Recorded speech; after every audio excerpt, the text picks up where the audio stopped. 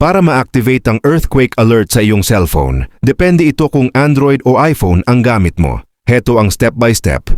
Para sa Android, una, buksan ang settings. Pangalawa, pumunta sa Safety and Emergency o Emergency Alerts, depende sa brand. Pang-apat, i-on ito para makatanggap ng alerto sa iyong cellphone. Sa ilang phones, makakakita ka rin ng option para sa vibration, sound, or notification style.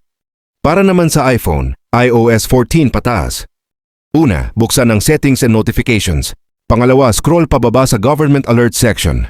Pangatlo, i-on ang Emergency Alerts at Public Safety Alerts. Automatic na makakatanggap ka ng earthquake alerts sa area mo. Siguraduhin na may internet connection o cellular network signal para ma-receive ang alert.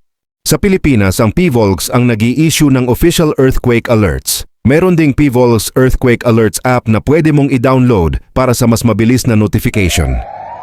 Sunod-sunod ang lindol na yumayanig sa iba't ibang parte ng Pilipinas. Kahapon ng umaga lang, naglabasan sa mga gusali ang mga kawani ng Iloilo Provincial Government at mga estudyante sa isang universidad sa lungsod ng Iloilo matapos yanigin ng 4.4 na lindol ang Gimbal Iloilo kahapon ng umaga, October 15, 2025. Makikita sa video na mabilis na lumabas sa gusali ng Iloilo Provincial Capital ang mga kawani ng gobyerno dahil sa naramdamang pagyanig. Lumabas din sa mga gusali ng paaralan ang mga estudyante ng University of Iloilo dahil sa lindol.